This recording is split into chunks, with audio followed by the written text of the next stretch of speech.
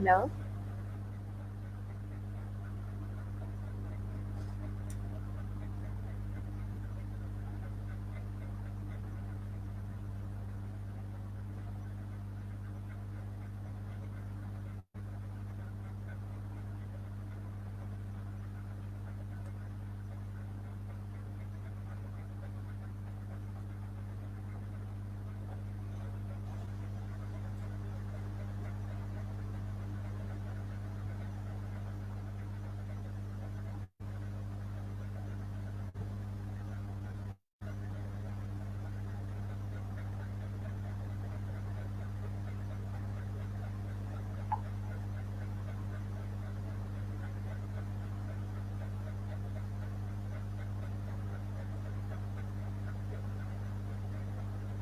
Hello?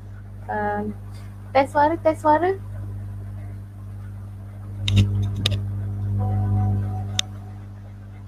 Dengar tak? Ah, okey. Dengar? Okey. Okey. Afika mana Afika? Tadi ada kan ke dia keluar balik? Betul. Tu Afiqah masuk dah.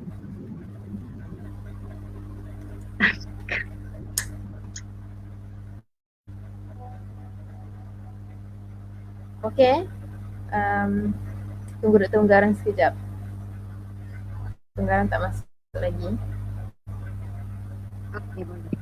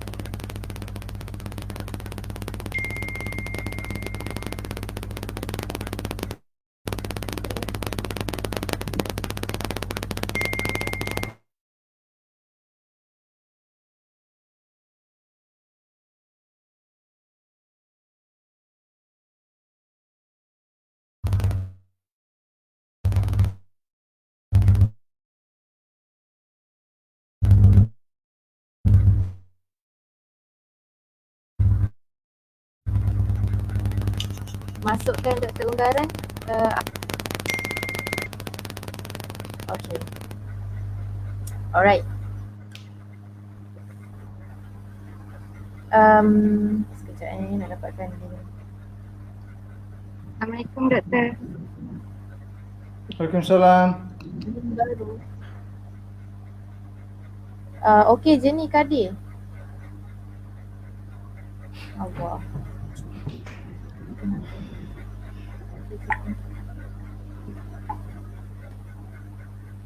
Just stop there.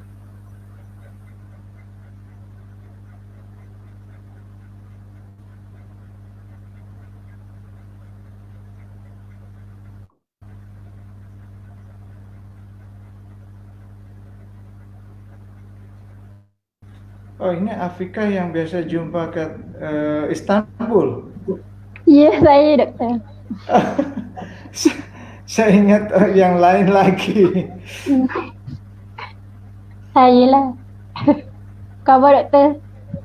Alhamdulillah baik. Nanti kita ini guna bahasa Inggris atau apa? Boleh doktor, nak cakap English boleh, nak cakap Indonesia pun boleh cakap. Flexible, mana yang doktor selesa. Okey. Sekejap ya.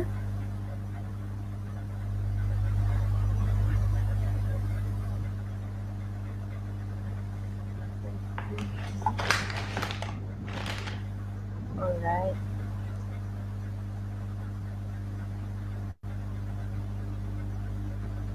Sekejap ya.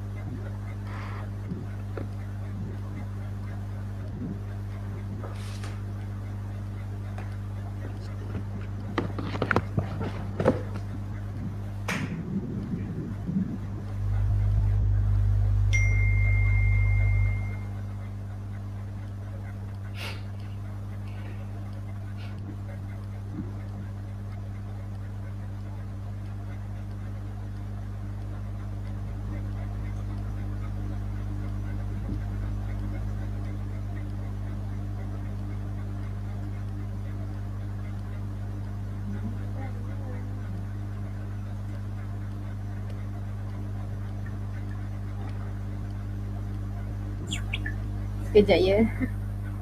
Uh,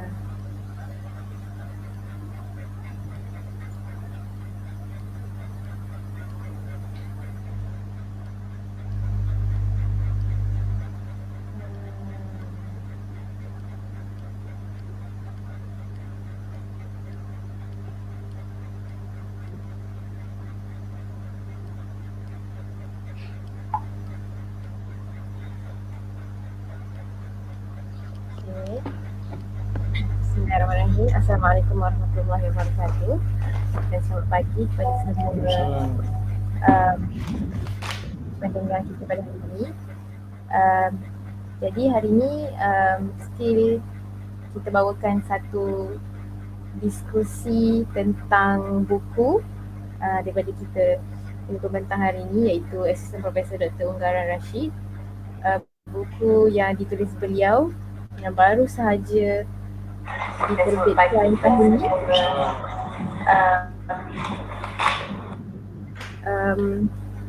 Dan buku ni bertajuk, saya tunjuk sikit lah, The Meaning of Son of God. Jadi sebelum tu saya nak beri sedikit pengenalan kepada pembentang kita pada hari ini, iaitu Dr. Unggaran Rashid. Dan Dr. Unggaran Rashid sekarang ini merupakan Assistant Professor di Fakulti Fundamental and Interdisciplinary Studies, dan Dr. Unggaran merupakan mempunyai master dalam Divinity daripada Christian Seminary di Indonesia, dan juga master dan PhD Comparative Religion daripada International Islamic University Malaysia, UIA sendiri. Dan untuk pengetahuan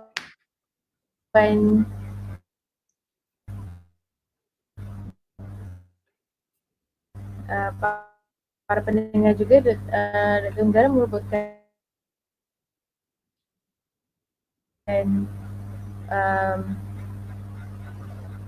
pernah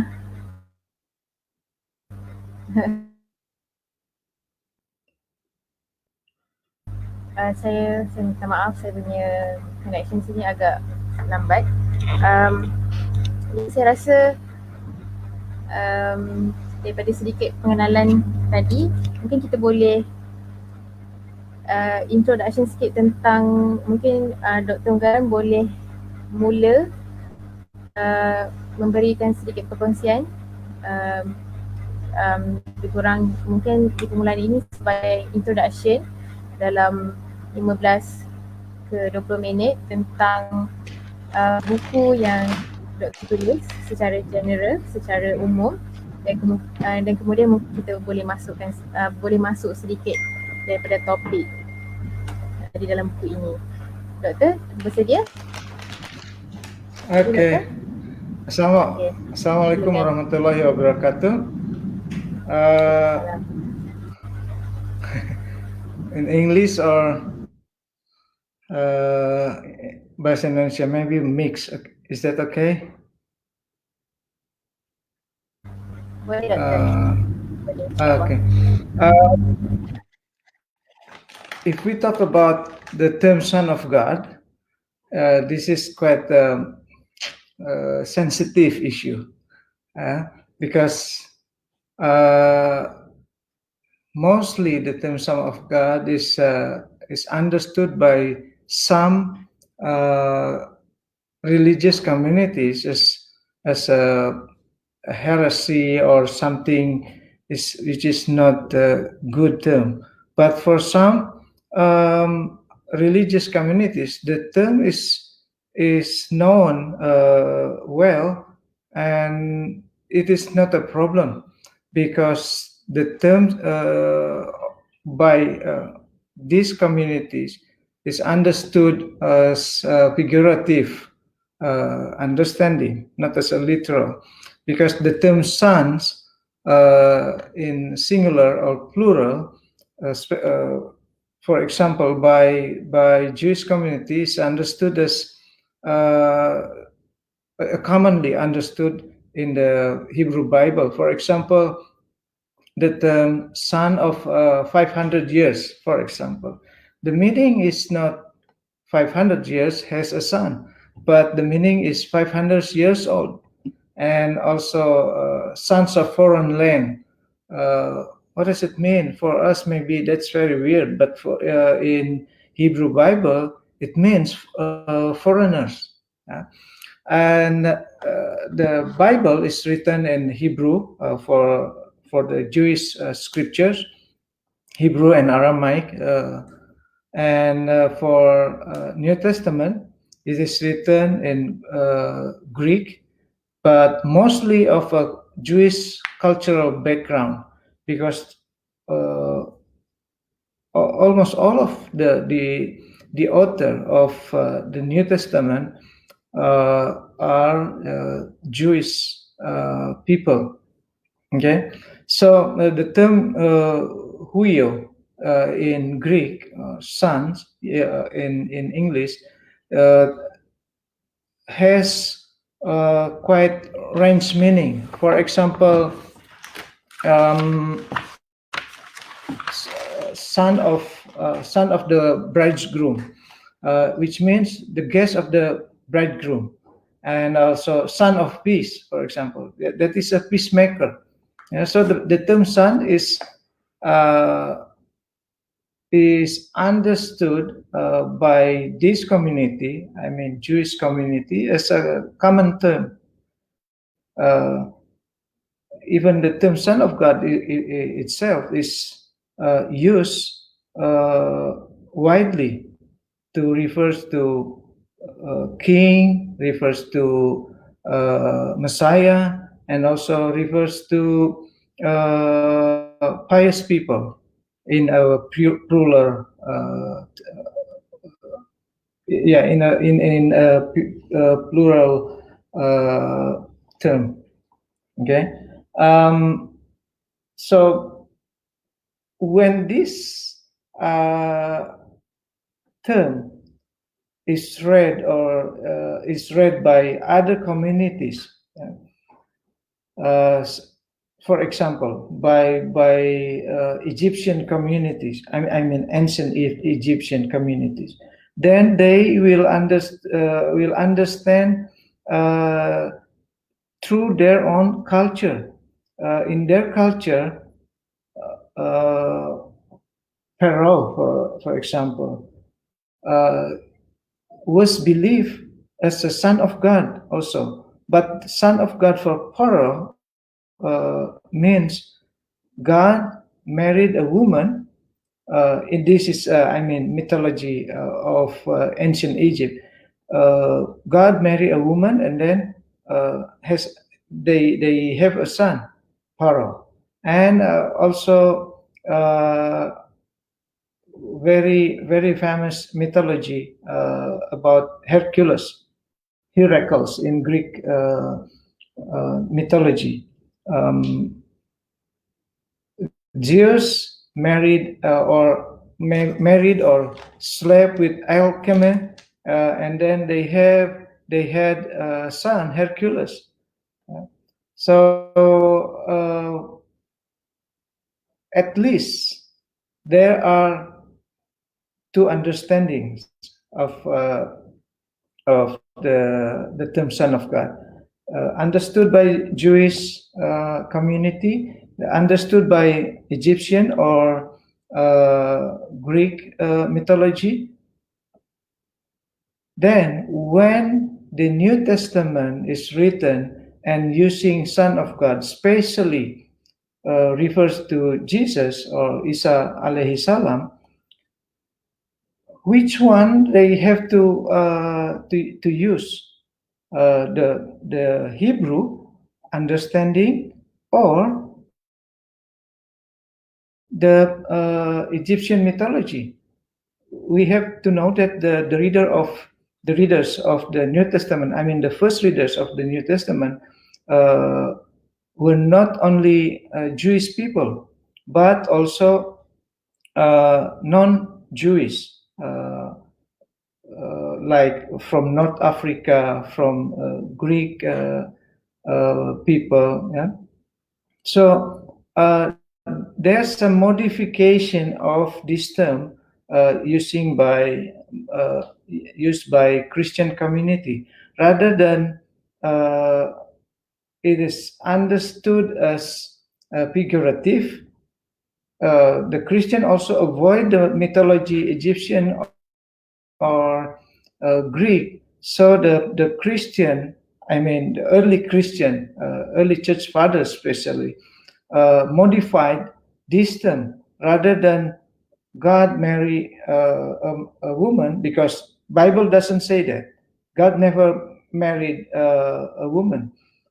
Rather than using Greek mythology, then because in one verse of New Testament, in the Gospel of John, it is stated that the Word of God became flesh. So the early Christian community modified this term to become God become human. So the meaning of Son of God for Christian community is God who become human, or in other words, God incarnate, because it is taken from the Gospel of John. But the problem, the Gospel of John says the Word of God, or Logos, who become human, not God Himself who become human. But there's a phrase which is confusing. So many people confuse. This term should be understood as what? This is what I want to explain a little bit. John 1:1 says, "En arche en hologos kai hologos kai ton theos kai logos theos." Usually, it is translated as, "In the beginning was the Word, and the Word was with God, and the Word was God." This is the issue, especially used by the Christian, to say that Jesus is God, or Son of God is God Himself. This is also used by Reform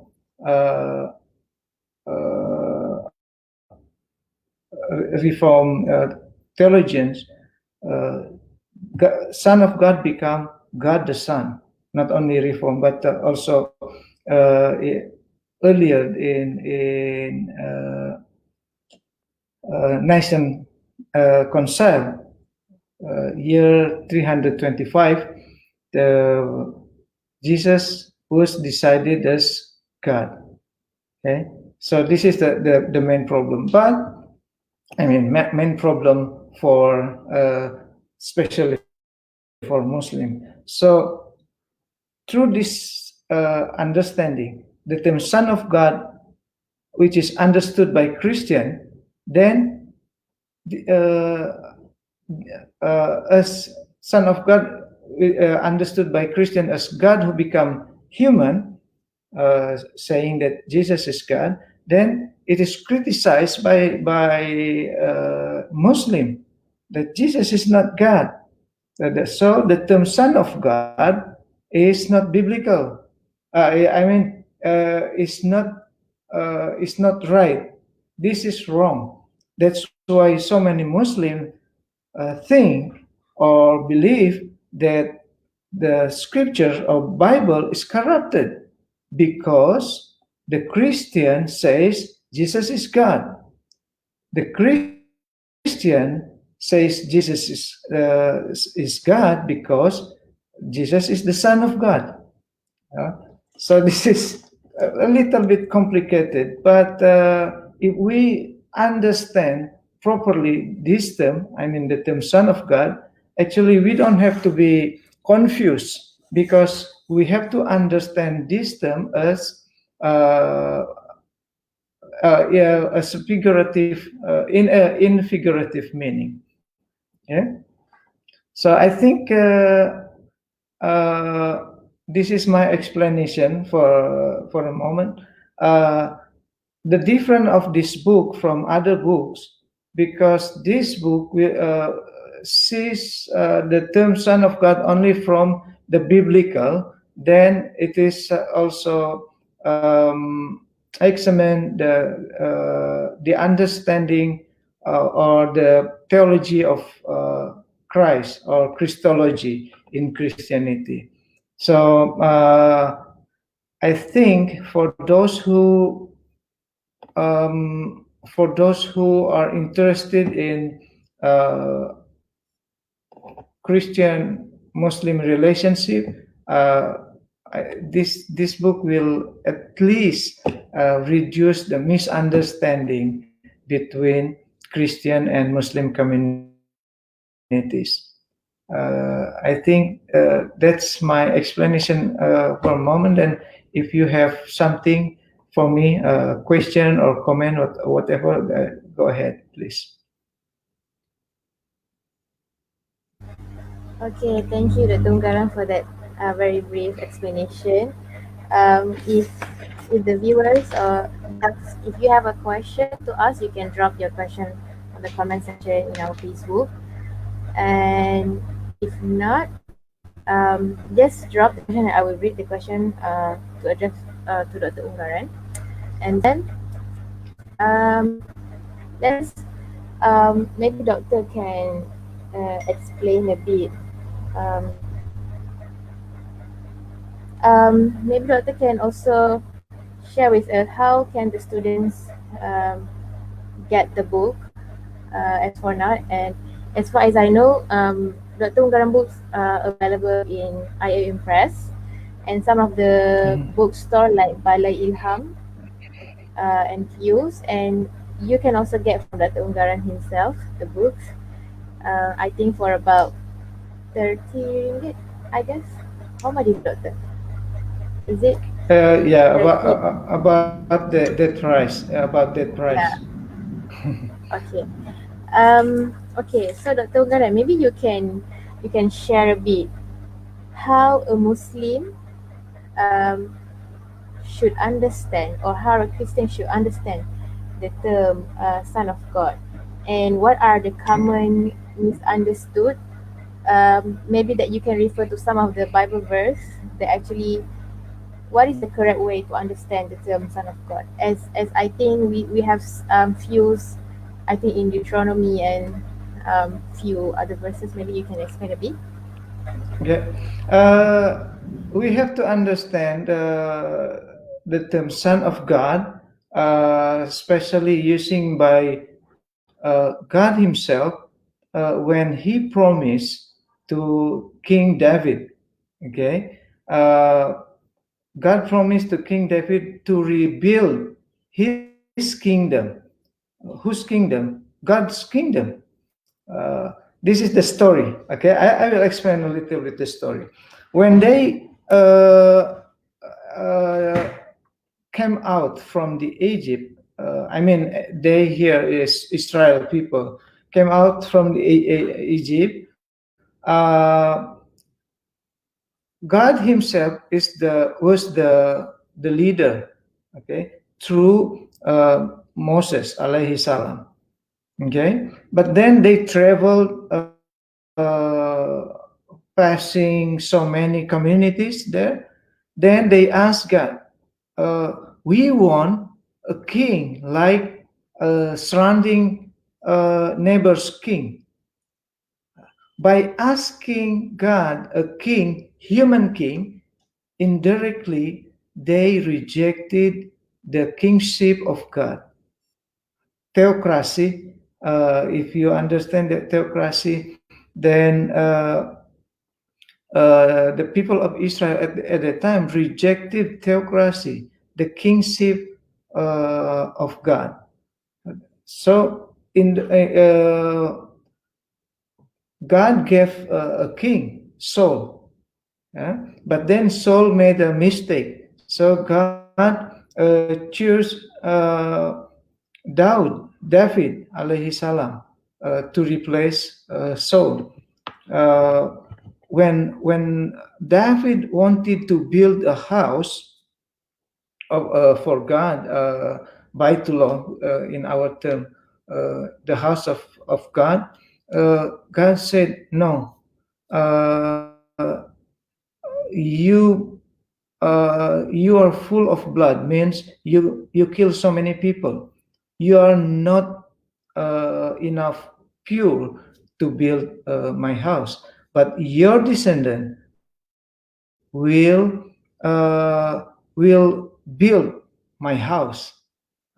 My house here, in God's understanding, is not Baitullah like we understand, but my house here is the community of God.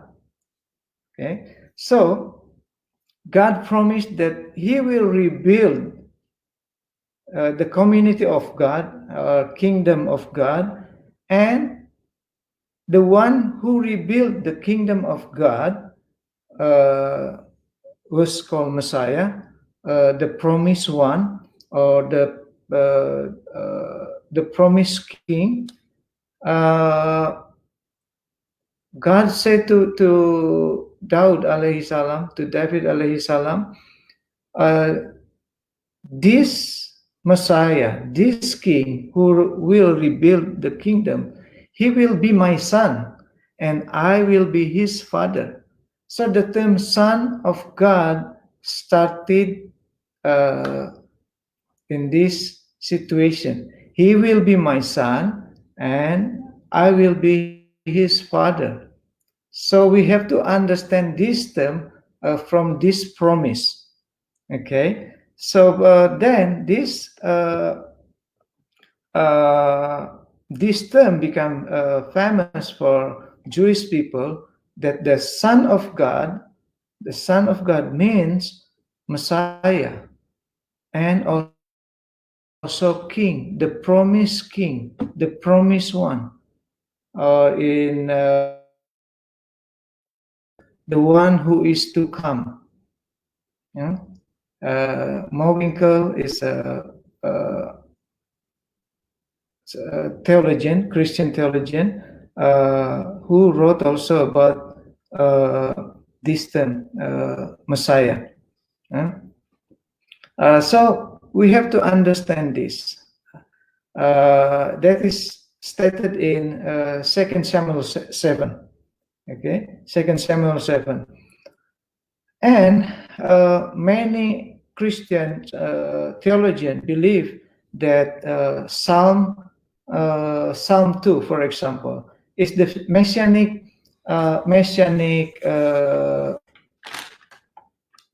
verses, and a theologian like Grudem, for example, he's a Reformed theologian, and also in Indonesia there's a famous Reformed theologian, Stephen Tong.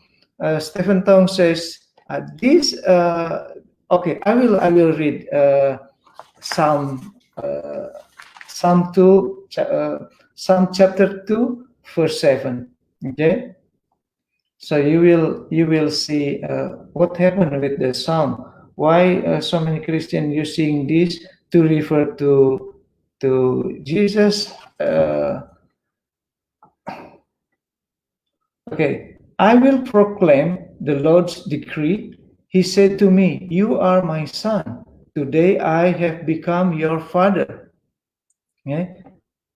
Stephen Tong says that this is the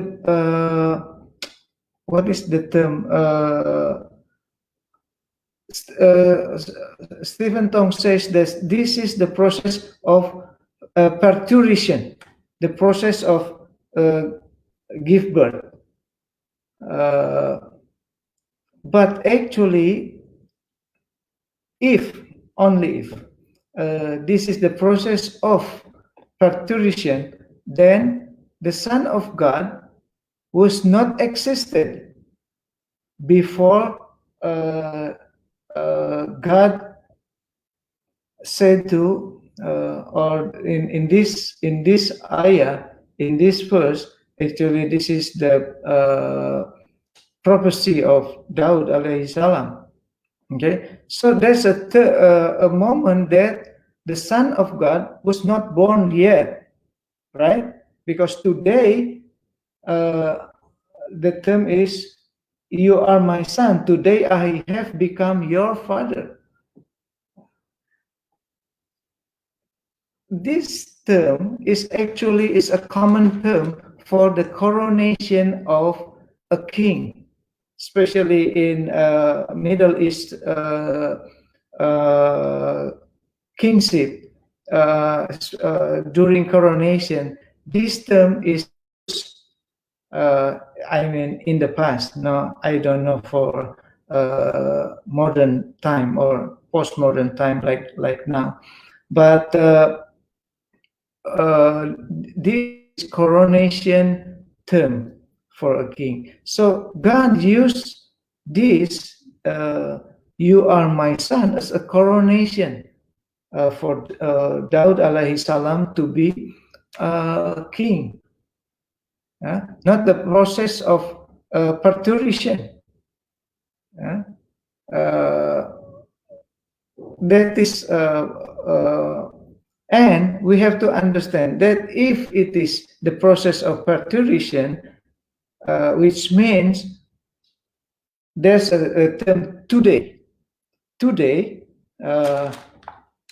today I have become your father. Okay, we all know that God is timeless. There's no today for God. There's no yesterday. There's no future. Right? But when God used this term, today, today I have become your father, means this is in opposition with the characteristic of God, timeless. Right? So we have to understand this, like some biblical theologians say this is the process of coronation, not the process of parturition. And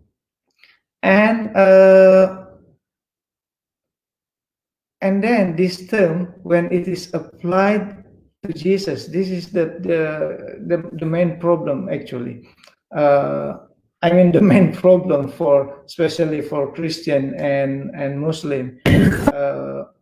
When this term is applied to Jesus, so like as I mentioned earlier, the Christian modified this term and philosophically decided that the Son of God become God the Son. I can say this philosophically, because this is not a biblical. In the Bible, there's no term God the Son. Okay, God the Father, God the Son, God the Holy Spirit. Yes, God is called Father, but there's no God the Father, God the Son. Yes, there is a Son of God, but there's no God the Son. Okay, why Jewish people call God as Father? This is also a common term. That God is called Father using anthropomorphic terms. Okay, anthropomorphic terms using human language to explain about God. Why God is Father? Because God is like our Father. God is the one who provide our food, even though we have to work to get food, but He already provides everything for us. God also is the one who think about our future.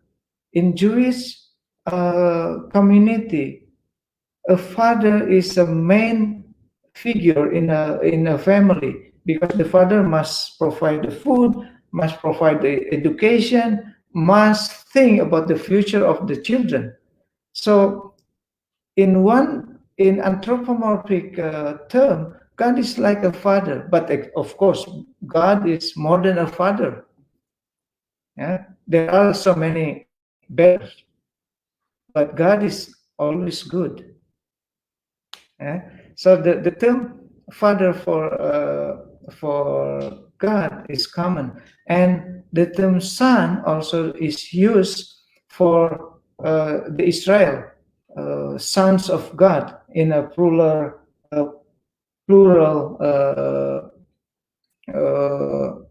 nouns. Why using the term son? Because a son should be someone who always obey, never say no to the father. Yeah? That's why in the book of Philippians,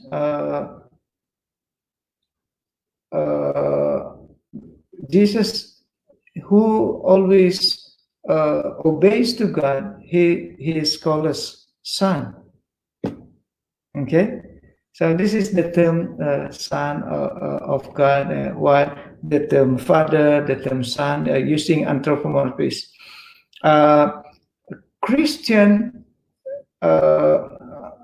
someone asked, how did I conclude this? From where I conclude that a Jewish community using anthropomorphic term, but Christian assuming human form.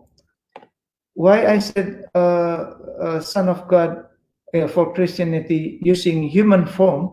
Because God become human in Christianity. Most of Christian, not all Christian believe that Jesus is God. Like Unitarian Christian, they don't believe that Jesus is God.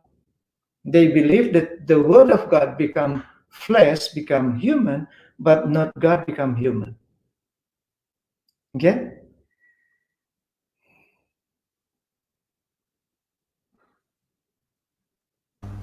Thank you, Doctor, for that very, very deep explanation on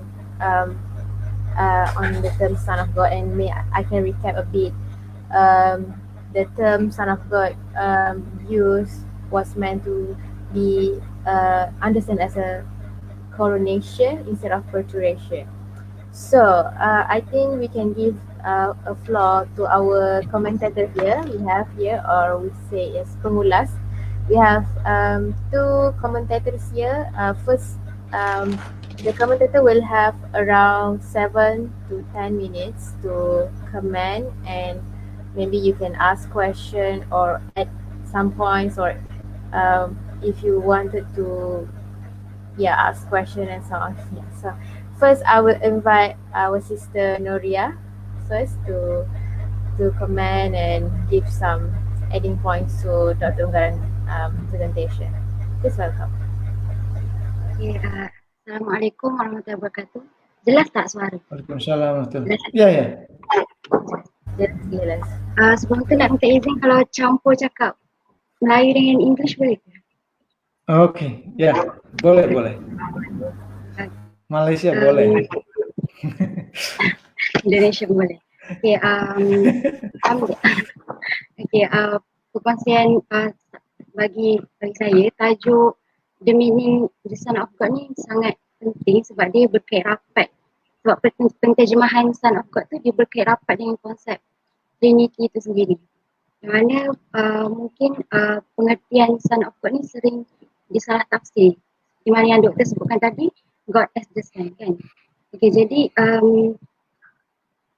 manakala kalau berdasarkan Jewish scripture ataupun Jewish tradition, maksud Son of God tu adalah Son tu sendiri adalah Messiah atau or the King who will be sent by God.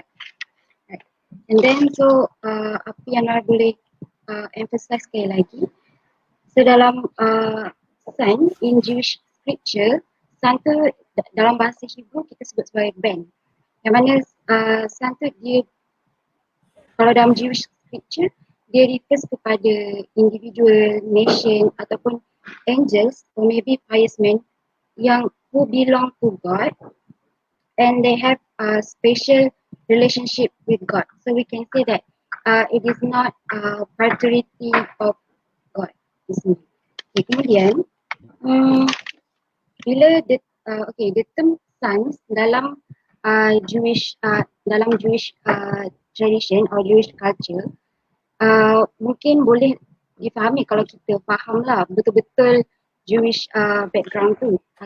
Okay, sebagai contoh, tadi doktor bagi contoh son of 500, dia bermaksud 500 years old. Okay, contoh lain, son of my house, it means a servant in my house. Okay, begitu juga dalam New Testament pun ada sebut term son tu. Yang mana the term son ni dia portray a wide range of meaning. Contohnya sons of this age. Dia bermaksud people of this world. Okay, jadi mungkin dalam Jewish scriptures, the term son yang disebutkan dalam Jewish scriptures dan juga dalam New Testament mungkin boleh difahami oleh orang yang berbeza latar belakang, different culture background. Sebab the term son tu difahami sebagai metaphorical. Jadi akan tetapi the problem arise, dia jadi mungkin saya katakan dia jadi konflik apabila perkataan son tu digabungkan dengan perkataan God. Dia jadi possessive noun. Jadi penterjemahan son of God tu ada dikatakan sebagai God as the son bagi setengah community, sebagai contoh Kristian. Manakala dalam Islam memang menolak God as the son tu kan.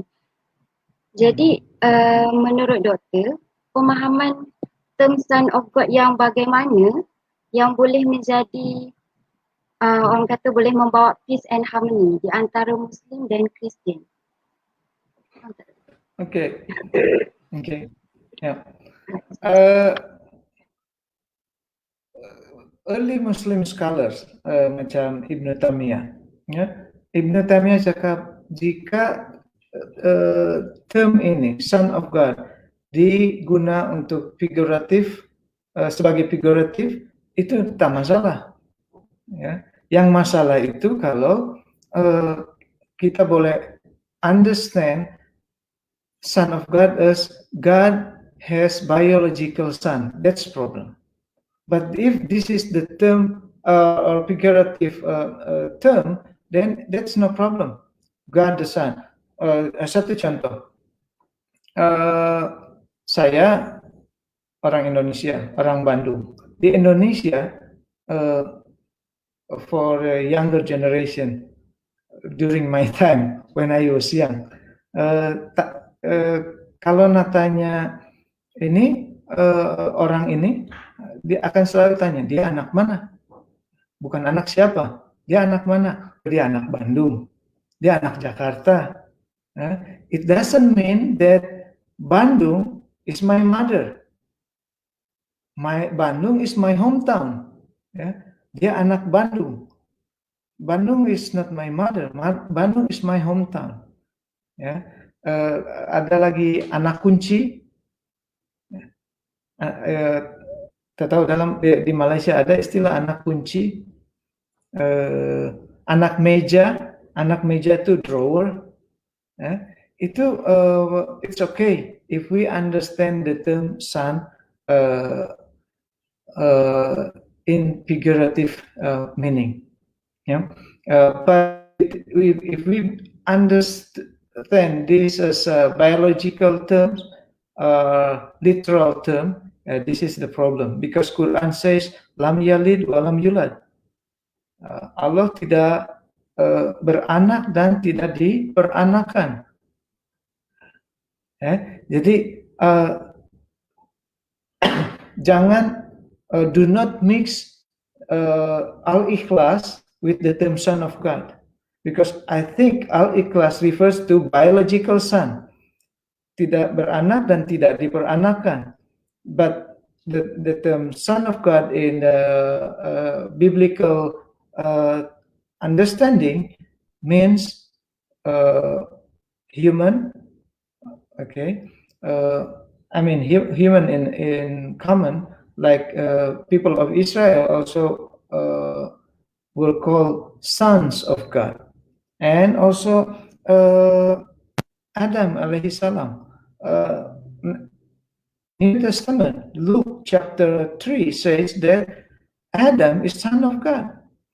If Adam is son of God, understood as human, why we understand Jesus as son of God as God who become human? Yeah? This is only to compare. Adam was called son of God. Jesus was called son of God. Why Adam is not God, but Jesus is God? The explanation, the foundation to say that Jesus is God, a son of God, because the Christian, the Trinitarian, took or take John, the Gospel of John, as the foundation. But if we see John properly, especially if we write a letter, okay? There's a purpose, right? If you write a letter, Noria writes a letter to boyfriend, for example. Now it's not letter anymore, using WhatsApp, email. What is the purpose to write a letter? Only to know where he is, or to express your love to him, right? Or that's a purpose. Right? So when we read the Bible letter by letter, we have to see also the purpose of the author to write a letter. John, even though John mentioned about Logos who become human and many things, the purpose itself is not to explain that Jesus is God. The explanation of John, or the purpose of John to write his letter is, I will read John 20, verse 30 and 31. Jesus performed many other signs. Dia buat mujizat banyak, kan? He performed miracles, so many miracles in the presence of his disciples, which are not recorded in this book. Maknanya bukan semua yang Isa alaihi salam buat itu ditulis oleh John, tapi mana-mana yang dia anggap penting, ya, essential. Ya. But dia cakap, but these are written that you may believe that Jesus is the Messiah. Bukan Jesus is God, but Jesus is the Messiah. Apakah kita kena percaya juga, ya, maksud saya Muslim? Ya, kena percaya. Kenapa? Quran cakap Isa adalah Al-Masih. Ya. Kita tak boleh juga cakap, oh, kita tak boleh percaya itu sebab kita ada Quran saja. Kita tak akan faham Quran dengan penuh kalau kita tak faham latar belakang semua yang Allah sampaikan. Ya. Kalau kita hanya tengok dari Quran saja, bukan saya mengkritisi Quran, ya, tapi seringkali tak faham apa yang Quran cakap ini. Kalau kita tak paham history of God, kalau saya cakap guna istilah lain, history of God, kita kena faham the community of God, mulai dari Adam, ya, kemudian Nabi Nuh, kemudian Nabi Musa, kemudian Nabi Daud. Kalau tak faham cerita-cerita itu, kisah-kisah itu, kita tak boleh paham dengan baik. Ya. Itu sebabnya kalau kita tak paham, di mana kita boleh tengok itu cerita ini, ya? Di mana? Pasti di kisah sebelumnya atau di tulisan sebelumnya. Macam kita buat tesis, ya? Kita buat tesis, tulis reference mana? Apakah reference itu next book atau previous book? Previous book, betul. Reference kita untuk menulis itu selalu previous book, bukan nanti tulisan. Saya menulis ini ramai footnote. Saya tak tulis footnote ini, nanti saya akan tulis 10 tahun lagi, nanti saya akan tulis mengenai ini. Tak macam itu, tetapi dari mana informasi saya dapat ini semua? Dari previous book. Itu sebabnya ada satu kawan saya cakap, Taurat, Zabur, Injil, Quran, itu satu seri of scripture. Kalau kita hanya baca Taurat saja, what is the end of the story? We don't know. Jika kita baca Quran saja, what is the starting point of the story? Kita pun tak faham. Kalau kita baca yang tengah saja, kita pun tak faham. Sebab mana starting point dan mana the end of the story. Ya. Itu sebabnya kita baca semua siri itu. Kita akan faham mengenai itu. Ya. Ada lagi? Baik doktor, terima kasih atas jawapan untuk kita, our first commentator, pengurus pertama kita. Jadi for next, I invite our second commentators, Sister Afika, to give her brief comments and also maybe adding up some points or maybe questions to Dr. Unggaran. Please welcome. Assalamualaikum warahmatullahi wabarakatuh. Izinkan saya nak cakap dalam bahasa Melayu atau campur-campur lah ya. Ya. Okey. Baiklah. Sebelum saya nak ucapkan terima kasih kepada saudari pengacara majlis. Jadi saya sebenarnya sangat bersetuju dengan pendapat Dr. Unggaran sendiri. Bagaimana kita perlu melihat semula tentang apa isi kandungan yang ada dalam Bible dengan Hebrew punya scripture. Sebab kita boleh lihat ada connection di antara Al-Quran itu sendiri dengan kitab-kitab sebelumnya. Dan apabila saya membaca buku atau buku hasil karya Dr. Unggaran Rashid sendiri, saya rasa tertarik dan dia membuatkan kita sedar yang bahawa kita sebagai Muslim tak semestinya kita perlu menolak semua yang bukan daripada dalam Al-Quran itu sendiri. Maksudnya sebab kita kena tahu bahawa Islam itu bukanlah satu agama yang baru yang tak ada connection atau tak ada kaitan dengan agama yang lain. Dan kita perlu tahu bahawa agama Judaism dan agama-agama Samawi yang lain, agama-agama yang lain merupakan agama Samawi, iaitu mereka datang sebelum risalah yang terakhir itu datang. Jadi pastinya mereka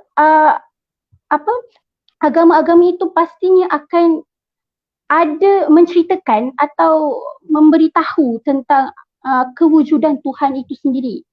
Dan itulah sebabnya, dan kedatangan Nabi Muhammad SAW itu sendiri hanyalah sebagai penutup kepada syariat Islam itu sendiri. Dia diutuskan kepada umat yang terakhir lah kan. Jadi pada saya sangat bersetujulah dengan apa yang diulaskan oleh Dr. Unggaran sendiri. Sebab kita sebagai seorang Muslim kadang-kadang kita tersalah faham dan kita menolak, contohnya dalam kes isu Jesus Christ. Pada awalnya kita memahami Jesus Christ adalah untuk Kristianiti, adalah satu figure yang dikenali sebagai Tuhan atau anak Tuhan yang kita tak perlu nak memahami atau mempercayai.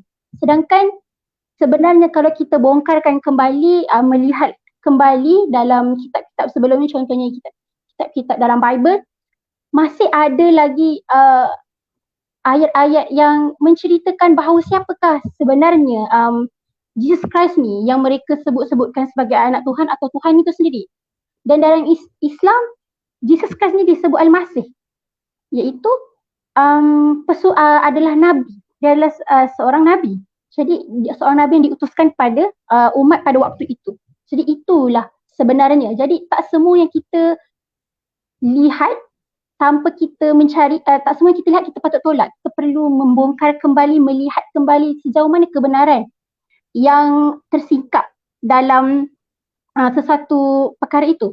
Dan saya juga tertarik apabila Dr.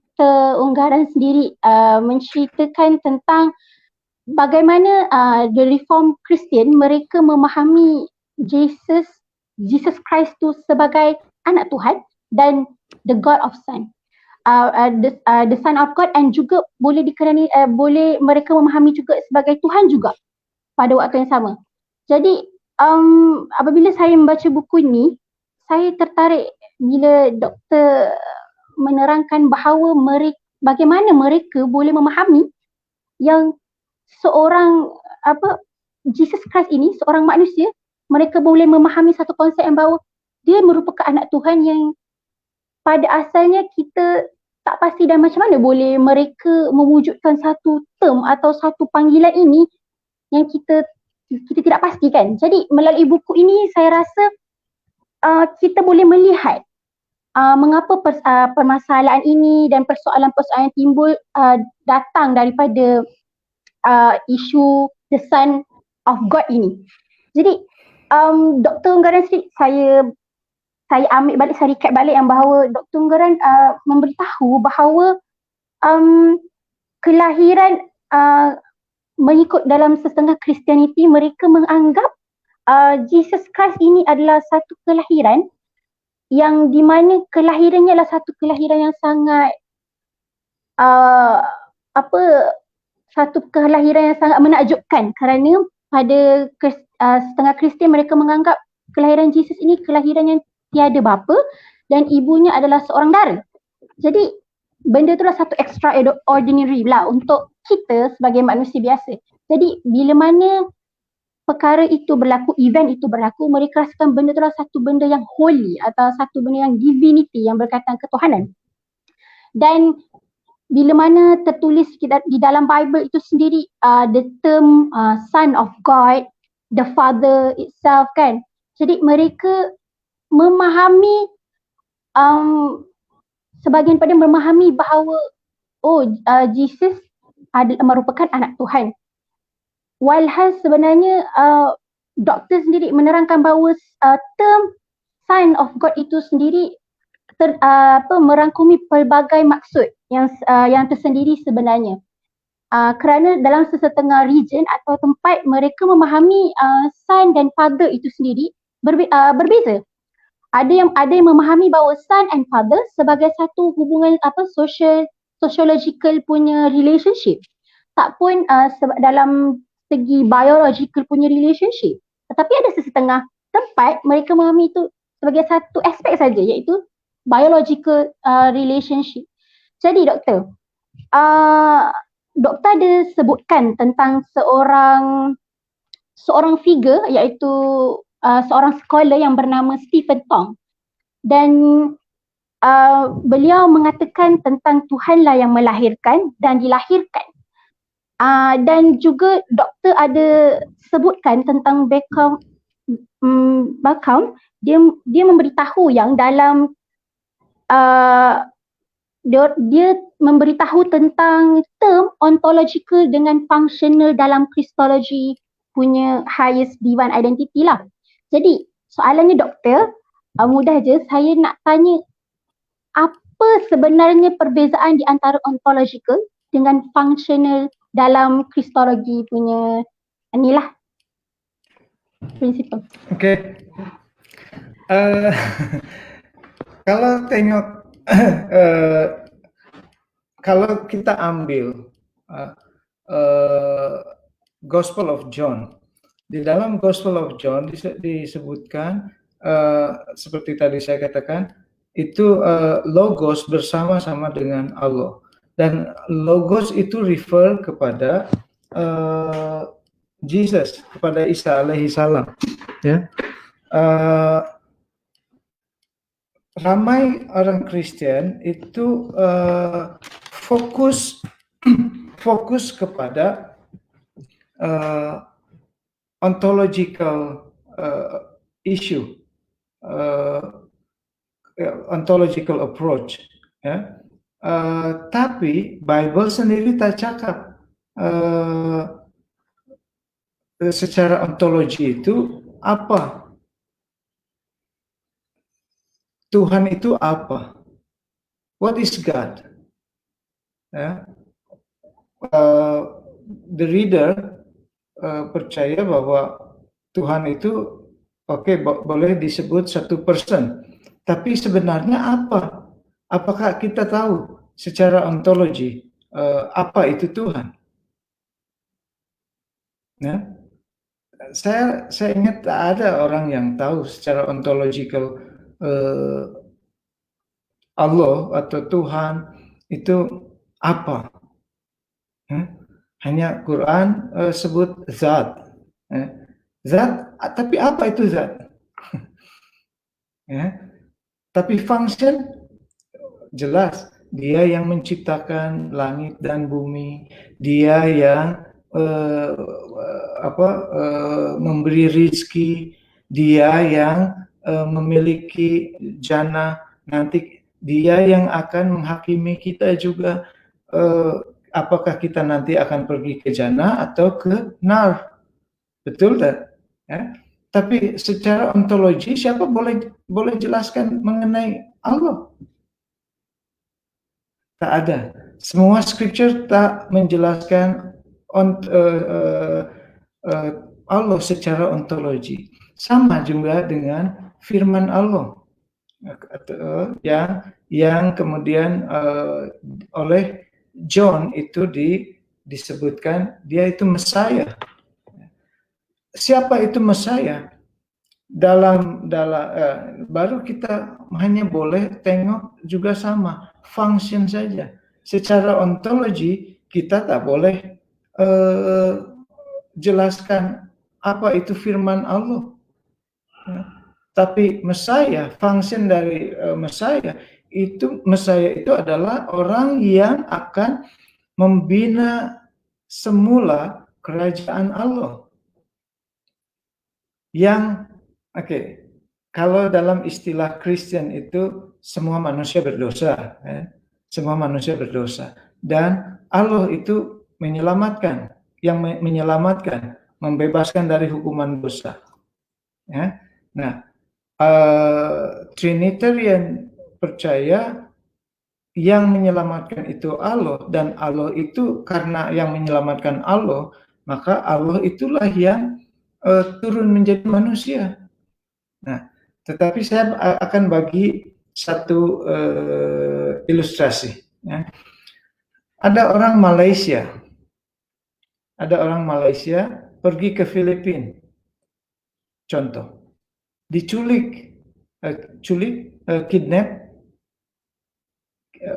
kidnap apa dalam bahasa Melayu? Culik, ya? Culik. Diculik oleh Abu Sayyaf. Ini contoh saja.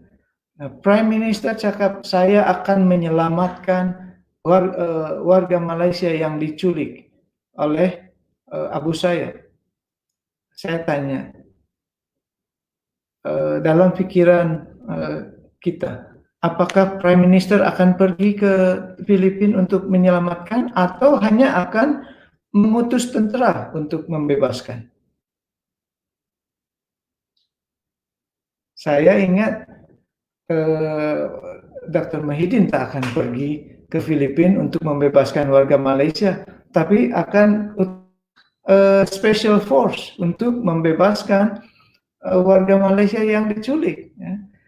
Betul yang membebaskan itu ucapan dari Prime Minister.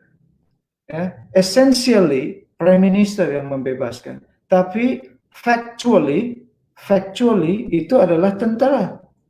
Sama juga pada saat Allah cakap Dia yang membebaskan umat manusia, bukan berarti Allah menjadi manusia. Allah mengutus Messiah, mengutus the King, the Savior King untuk membebaskan umat manusia. Tak payah Allah menjadi manusia.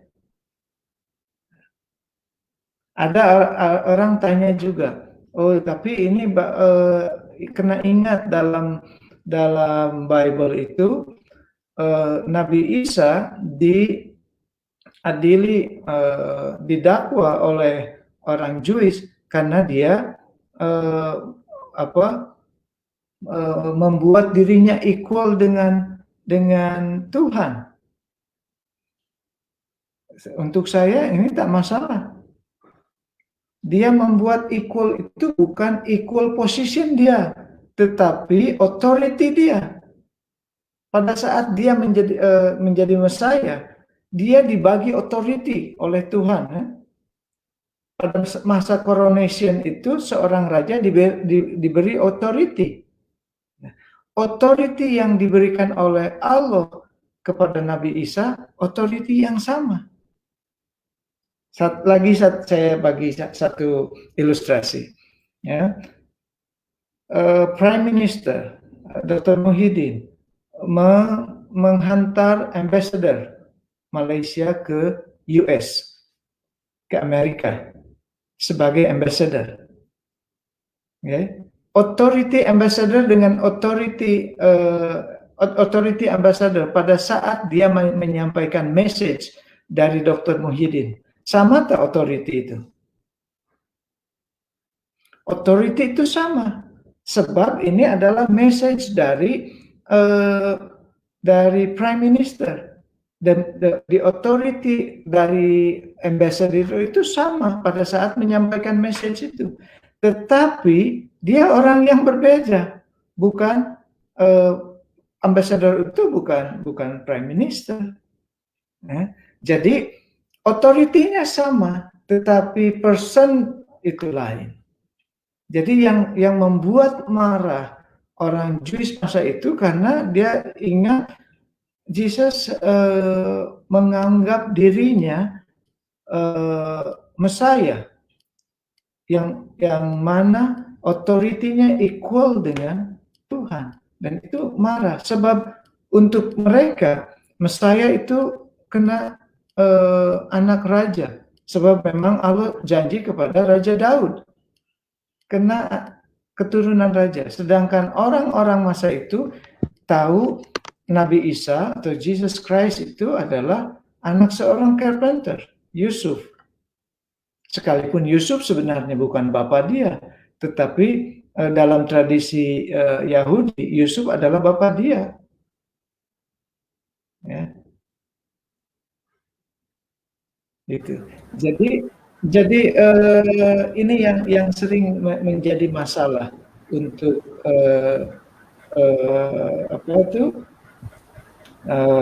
hubungan Kristen dengan Islam itu. Kalau kita tengok Bible per se dari biblical theology, sebenarnya tak ada masalah antara Quran dengan Bible.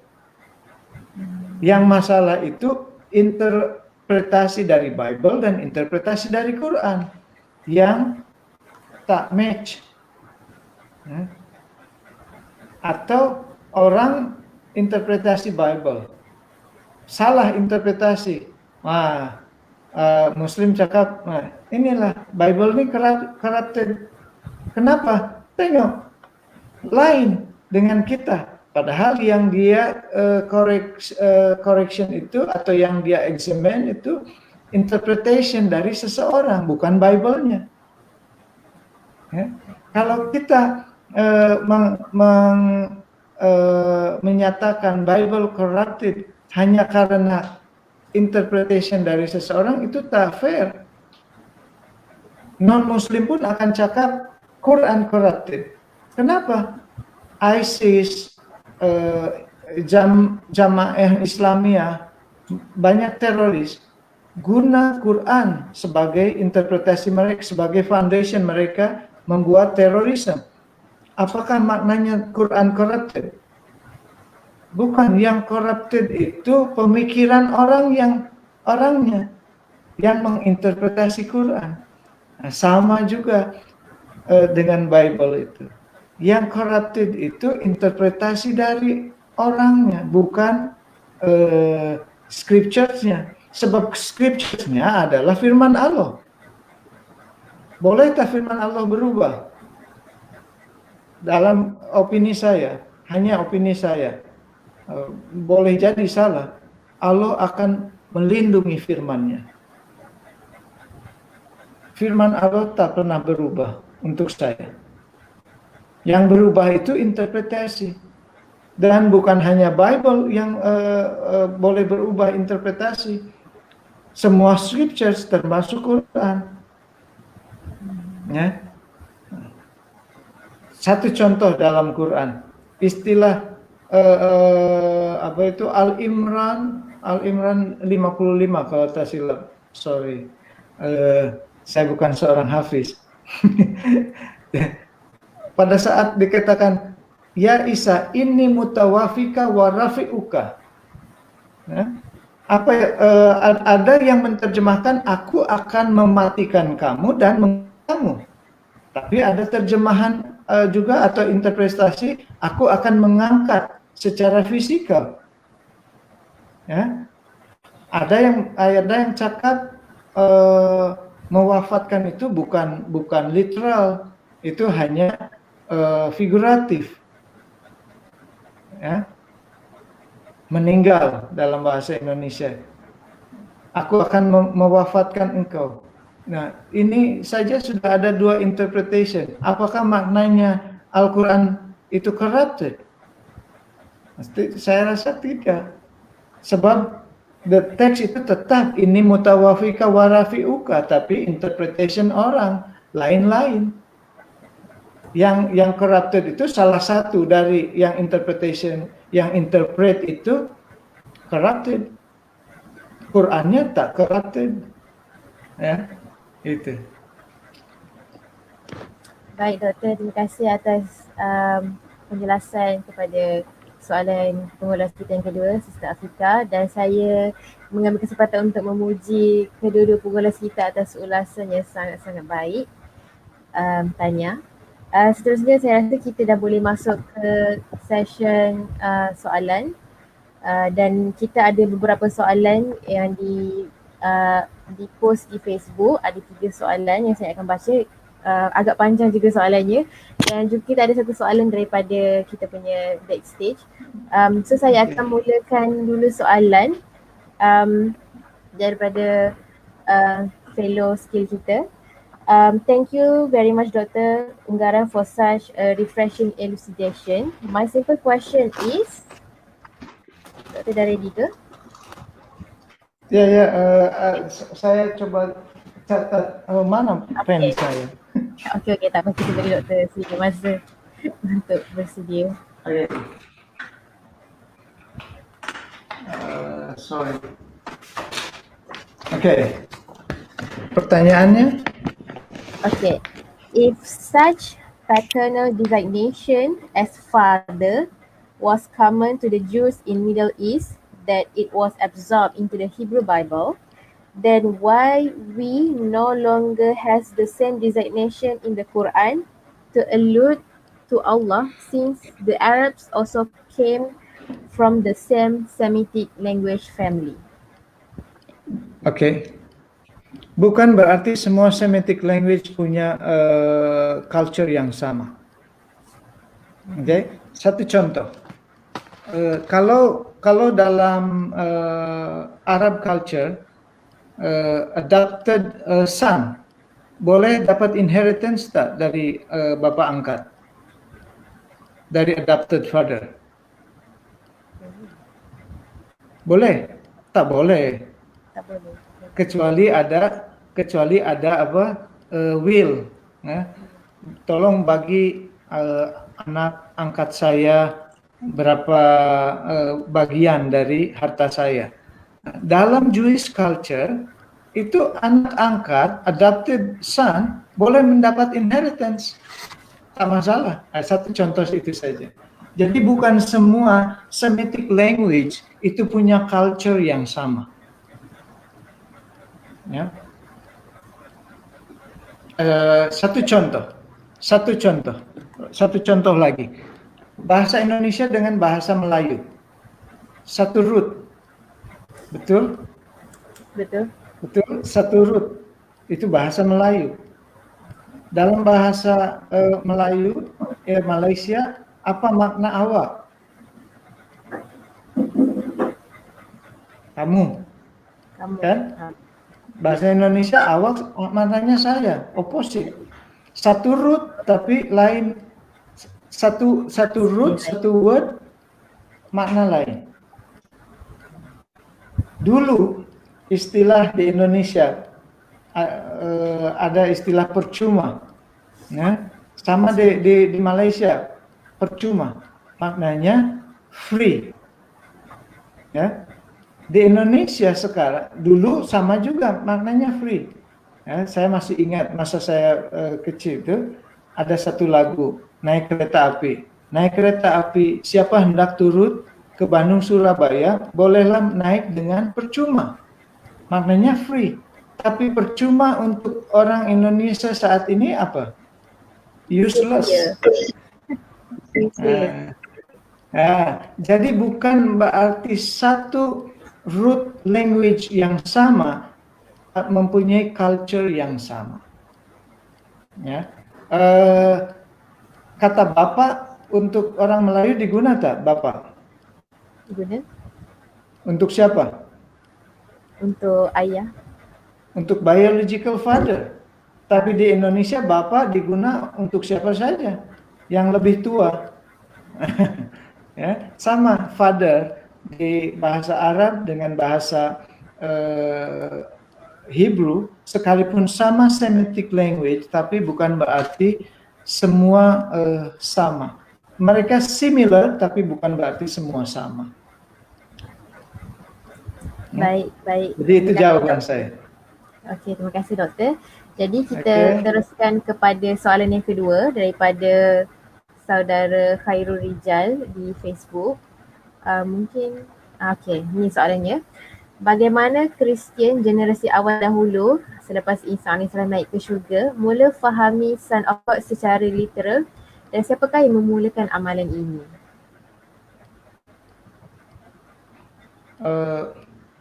Okey, saya tahu semua kata bagaimana Kristian generasi awal dahulu mula faham secara literal. Saya tahu semua kata itu, tapi dengan sentence ini saya tak faham. Oh, okey. Ini juga masalah. Maksudnya bagaimana selepas selepas Isa diangkat ke syurga, bagaimana generasi awal Kristian hari itu, waktu itu, iaitu dia punya disciple dan sebagainya, dia punya pengikut zaman itu mula faham Son of God secara literal, iaitu God the Son. Dan siapa yang mulakan pemahaman ini? Yang mengatakan Jesus adalah Son of God. Dari awal memang sudah ada ramai community, ya. Ada community ini. Lain community, lain interpretation. Ya. Ini maknanya. Ada yang cakap Nabi Isa itu manusia biasa saja, pure sama dengan kita. Ya. Ada yang menyatakan Nabi Isa itu sebenarnya bukan manusia, itu Allah, hanya nampak saja seperti manusia, sebenarnya bukan manusia. Itu docetism atau dalam Hebrew, dalam Greek dokein. Dokein itu maknanya seems, appears, nampak seperti manusia, padahal bukan manusia, dia pure Allah. Jadi dari awal lagi ada interpretasi. Tetapi kalau tadi saya sudah cakap di awal, decision Son of God menjadi God the Son itu di Nicea, Konsili Nicea.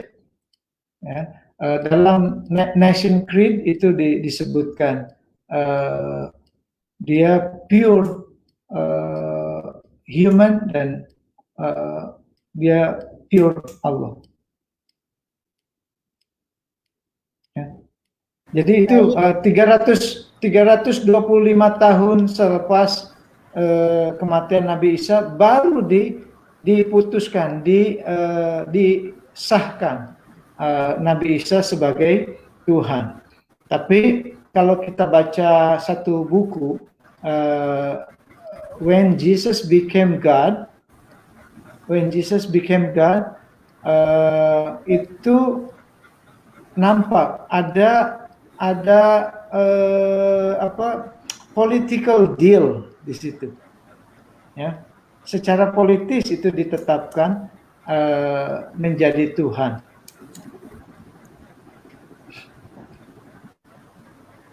Baik, faham. Terima kasih doktor atas jawapan. Diharap jawapan doktor itu menjawab pertanyaan saudara kita Khairul Rijal. Dan seterusnya soalan yang kedua, boleh ke paparkan? Okey, daripada saudari Hana.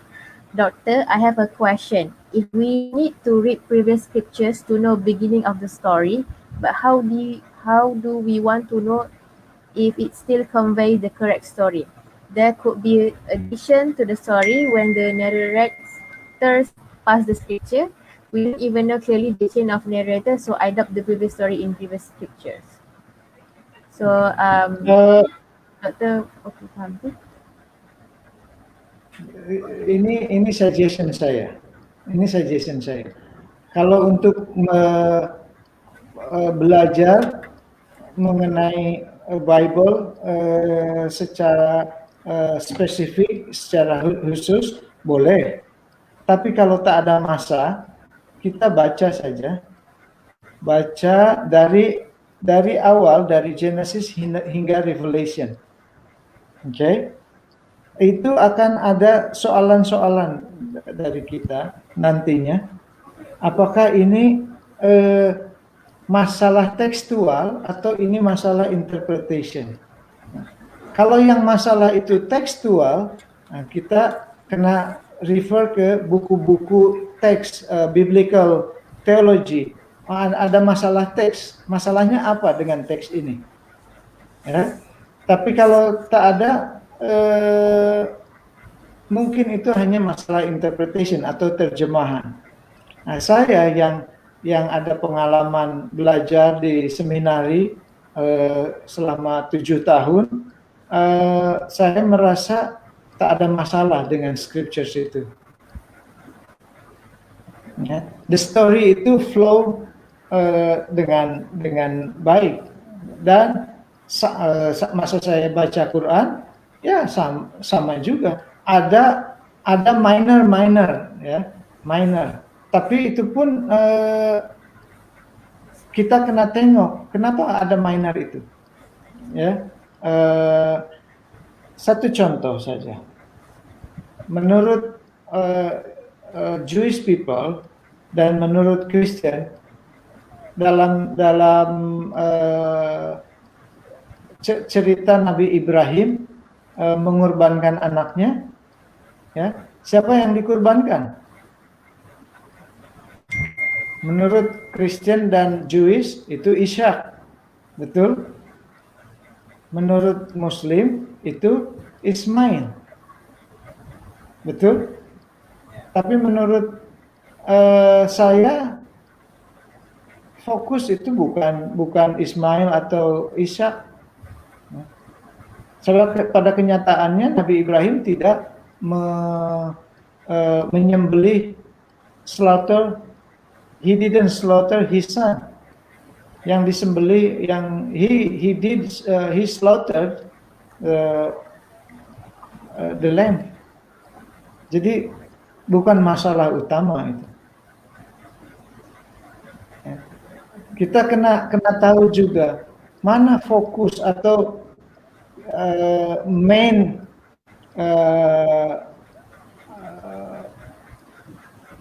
purpose of a sentence. Ya, kalau belajar bahasa itu ada kalau kita satu paragraf, mana main fokus dari paragraf itu, betul? Ada tambahan-tambahan, ada yang main, ada yang additional. Jadi yang main itu tak ada masalah. Yang additional cerita itu mungkin ada masalah. Tetapi kalau kita tengok lagi secara ini, sebenarnya tak ada masalah yang serius. Baik Doktor, terima kasih atas jawapan yang diberikan. Diharap dapat menjawab soalan daripada saudari Hana. Baik, Ayah. Tapi kalau ada masa, lagi saya cakap, kalau ada masa nak belajar di seminari, pergi. Belajar biblical theology. Akan tahu ada masalah tak, di mana masalah.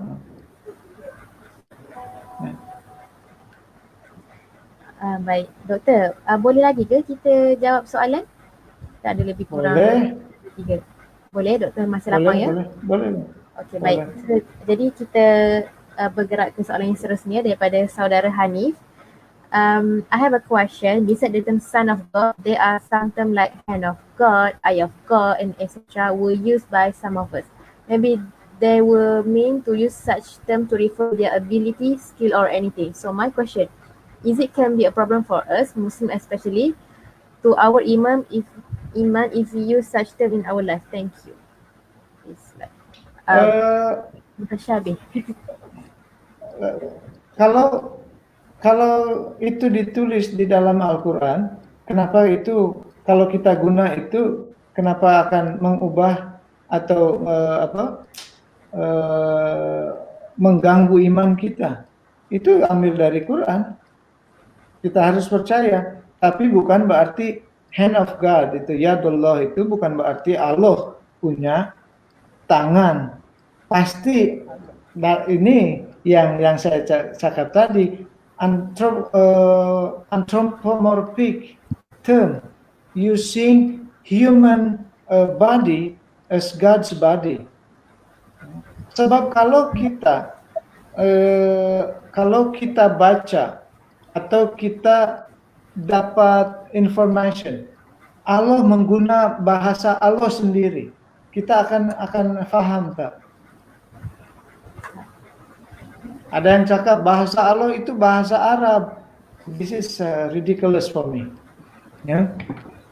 Kalau bahasa Allah itu bahasa Arab, terus Nabi Ibrahim dulu yang tak berbahasa Arab, Nabi Musa yang berbahasa Hebrew, macam mana boleh berkomunikasi dengan Allah?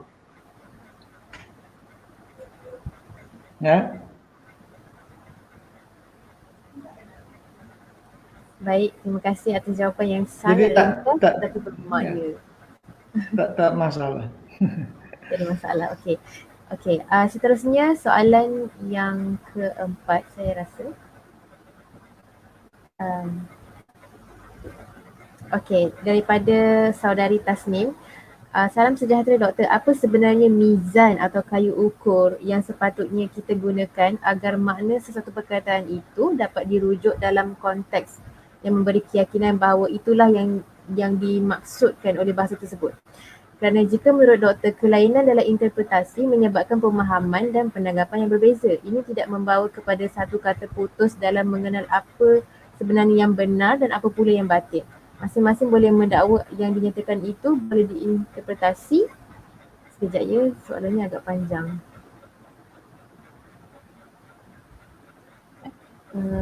Sebentar ya. Menurut makna lain, maksudnya masing-masing boleh mendakwa yang dinyatakan itu boleh diinterpretasi menurut makna lain. Apabila tiada rujukan atau parameter yang boleh diterima semua orang bahawa itulah maksudnya secara zahir dan maknawi, maka ini akan promote diversification of knowledge rather than unification of knowledge, which is contrary to the Tauhidi understanding. Mohon penjelasan doktor. Untuk saya, mana yang benar itulah sebabnya di dalam kalau kita belajar satu scriptures ya, dalam istilah West, dalam istilah Greek, kita kena belajar hermeneutik. Ya. Hermeneutik itu atau ilmu tafsir dalam untuk Quran. Kalau kita menafsirkan satu ayat, ya, satu ayat, kita kena tahu ayat ini apa orang cakap itu asbabul nuzul itu kan. Ayat ini turun karena apa? Tujuan ayat ini disampaikan karena apa? Maknanya kita akan tahu kenapa. Ya. Sama juga dengan other scriptures itu. Ada hermeneutik, ada ilmu tafsir. Ya. Scriptures dalam Bible itu bukan satu genre. Ya. Ada poetik seperti Zabur, itu poetik. Ada Samuel, itu history. Ya. Ada Daniel misalnya, itu adalah revelation. Menafsirkan Daniel, menafsirkan Psalm atau Zabur, menafsirkan Samuel atau menafsirkan Luke, itu lain-lain. Tak boleh kita menggunakan metode yang sama. Kalau menggunakan metode yang sama, itu yang membuat hancur kefahaman. Macam tadi Stephen Tong dikatakan, today I will become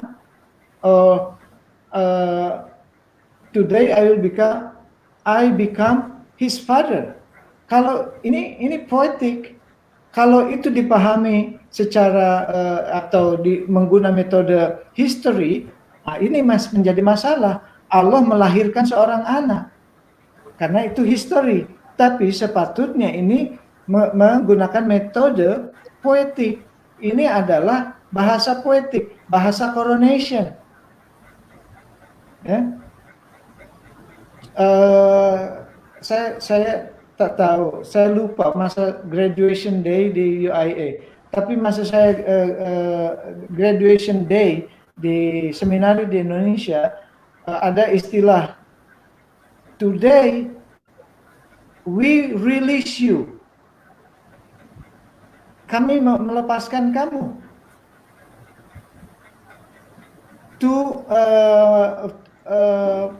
To be part of the community. Bukan maknanya saya tak ada hubungan lagi selepas itu dengan seminari atau semua graduan itu tak ada hubungan lagi. Tapi istilah itu kami melepaskan kamu untuk hidup di dalam community. Bukan berarti masa saya ada di dalam seminari saya tak punya community. Saya ada community juga, community di rumah saya, community dengan kawan-kawan lain, community masa sekolah, masa high school, ya. Istilah melepaskan kamu untuk menjadi satu bagian dari community bukan berarti literal sekarang kamu bukan bagian saya lagi, tapi kamu bagian dari satu community. Bukan. Tapi maknanya inilah tanda bahwa kamu sudah belajar di tempat ini. Itu maknanya. Jadi kita kena tahu bahasa itu. Ini bahasa poetik, bahasa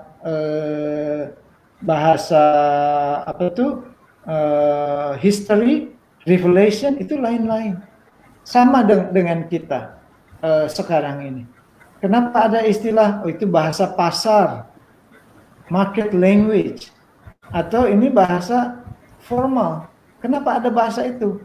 Karena memang bahasa formal dengan bahasa market, bahasa pasar itu sedikit lain. Sekalipun orang duduk di tempat yang sama, di masa yang sama, ya.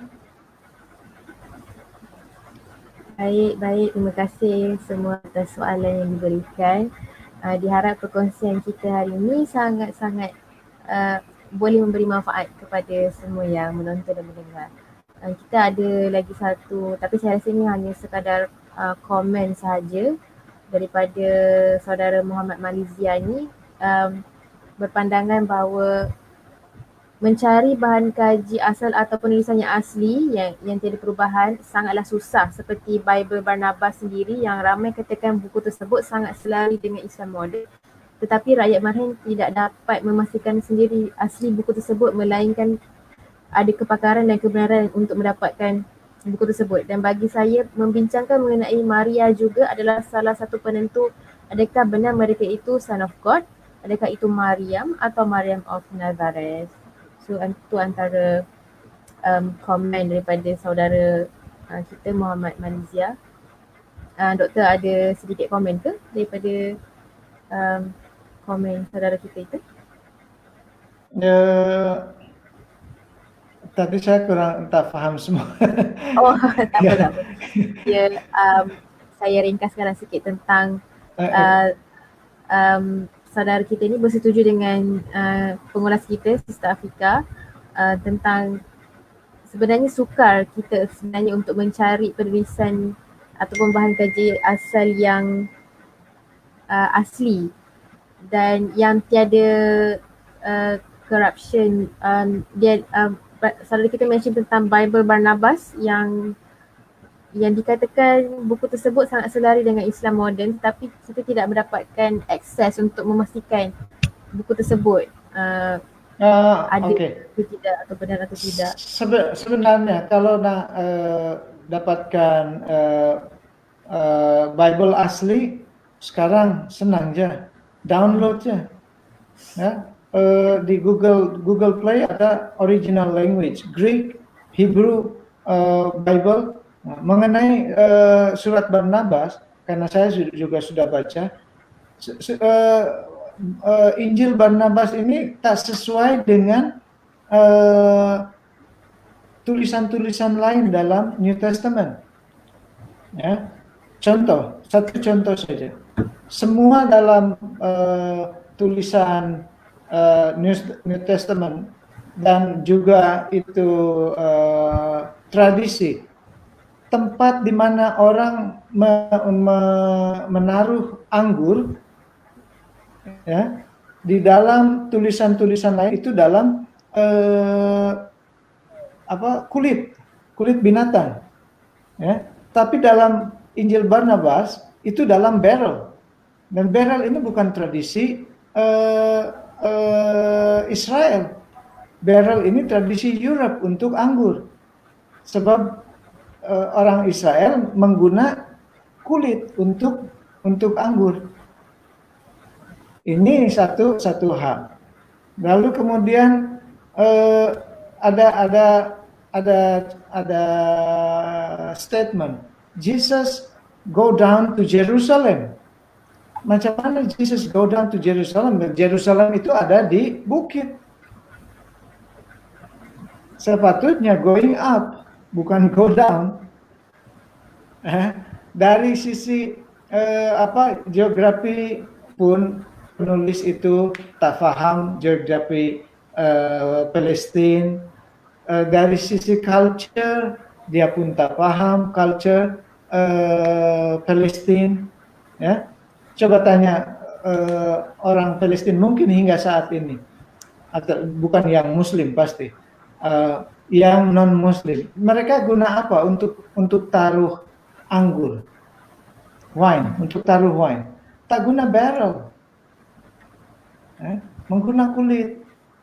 Nah, sedangkan dalam Injil Barnabas itu menggunakan barrel. Barrel itu digunakan oleh orang-orang Europe. Dan ada orang yang membuat research, Injil Barnabas ini ditulis pada abad ke-17 oleh orang Itali. Nah, dari situ kita boleh paham kenapa dia menggunakan barrel. Sebab dia orang Europe. Penulis itu orang Itali. Ya. Oh, jadi Injil Barnabas ni agak baru. Ditulis pada Baru. abad ke-17. Baru. Dan konteksnya sangat berbeza dengan New Testament yang lama. Okey, saya rasa itu saja sesi. Oh, satu hal lagi ya. Boleh. Hal lagi. Boleh Tadi orang yang memberi komen itu Injil Barnabas in accordance dengan Quran. Oh. Untuk saya New Testament Torah in accordance juga dengan Quran. Dalam hal kalau seandainya ada orang cakap, tak, ini in opposition, boleh tunjukkan ke saya di mana New Testament atau Jewish Scriptures itu in opposition dengan Quran. Boleh tunjukkan ke saya dan kita boleh discuss. Ya. Jadi itu Dr. Unggaran menjemput kepada mana-mana pendengar yang ingin berdiskusi dengan Dr. Unggaran tentang sekiranya Bible dan Taurat ada percanggahan. Jadi sebelum kita tamatkan, saya ingin mengucapkan jutaan terima kasih kepada viewers kita yang sebenarnya mencecah 370 lebih sebenarnya viewers kita. Alhamdulillah. Untuk maklumat doktor lah, kita ada penonton sekitar 370 lebih, menghampiri 400 penonton hari ini. Dan saya juga ingin menegaskan atau mengulang kembali di manakah kalian boleh dapatkan buku Dr. Unggaran. Yang pertama boleh dapatkan di IUM Press, di UI punya press. Saya rasa sekarang diorang ada juga online, boleh order online. Dan juga di Balai Ilham, saya juga ada jumpa buku doktor di Balai Ilham dan boleh dapatkan sendiri daripada doktor. Dan sekiranya ada mengalami kesukaran untuk mendapatkan buku di website, boleh terus ke page kami, tinggalkan kalau nak order saya boleh uruskan dengan Dr. Unggaran. Kita boleh uruskanlah sekiranya ada order daripada para audiens pada hari ini. Dan saya mengucapkan jutaan terima kasih kepada Dr. Unggaran kerana sudi melapangkan masa untuk bersama-sama dengan kita pada hari ini membincangkan salah satu buku beliau. Dan juga kepada dua orang pengulas yang sangat-sangat hebat. Terima kasih atas ulasan yang sangat baik, Sister Nuria dan Sister Afika. Untuk itu saya mengundur diri dahulu.